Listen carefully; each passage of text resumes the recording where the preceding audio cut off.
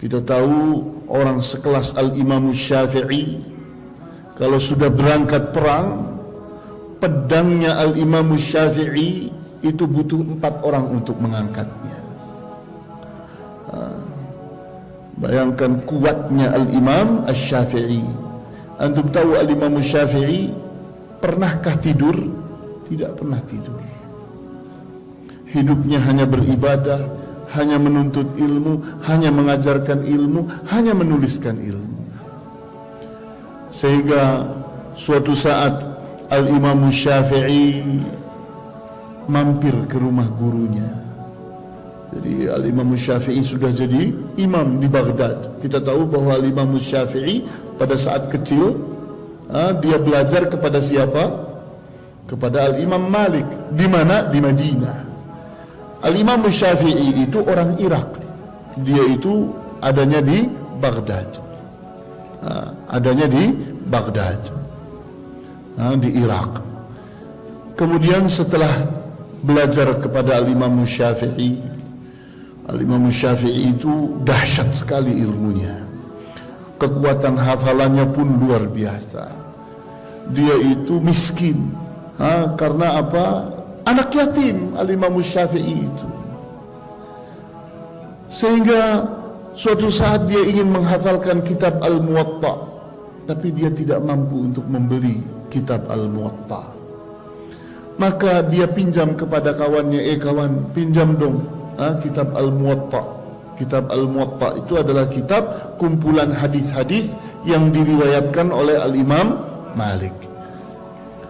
Maka si kawannya bilang, aku tidak punya selain buku ini. Ya, aku pinjam sebentar. Berapa lama?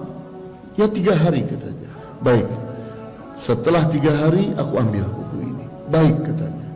Maka selama 3 hari ratusan hadis yang ada pada buku Al-Muwatta dihirupnya, dihafalkannya. Jadi satu kitab Al-Muwatta yang berisi ratusan hadis dihirup dalam 3 hari. Ini Al-Imam Syafi'i. Masa kecilnya seperti itu, hafal Al-Quran, hafal hadis, dahsyat sekali. Kemudian Al-Imam Asy-Syafi'i berikutnya setelah belajar kepada sekian guru, maka dia pun menjadi imam besar di Baghdad. Dia kembali ke daerah asalnya, yaitu Baghdad. Maka pada saat beliau melaksanakan haji, pergi ke Madinah, mampir ke rumah gurunya, yaitu Al-Imam Malik. Sudah terkenal pada saat itu bahwa Al-Imam Syafi'i itu orang yang tidak mengenal tidur. Sehingga pada saat dia mampir di rumahnya Al-Imam Malik, disediakan sebuah ruangan. Anak kecil Al-Imam Malik, anak perempuan, mengintip Al-Imam Syafi'i. Dilihat, kok tidur? Pergi tidur dia. Setelah beberapa waktu dia lihat lagi, kok tidur? Dia masuk lagi. Berapa waktu lagi dilihat lagi, tidur. Ayah, pada saat ayahnya mau berangkat sholat subuh, ayah, bohong orang itu semua. Aku lihat sepanjang malam Asy-Syafi'i itu tidur katanya. Oh ya? Bagaimana kau tahu itu? Berkali-kali aku intip pintu kamarnya, aku lihat dia sedang tidur. Maka berangkatlah kedua orang ini ke masjid untuk sholat subuh. Kata Al-Imam Malik, wahai Syafi'i, tadi malam kau sepanjang malam tidur.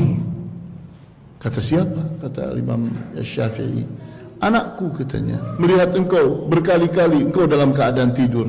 Tidak katanya, aku tadi malam baru saja membuat 70 bab dari sebuah hadis, innamal a'malu binniyat.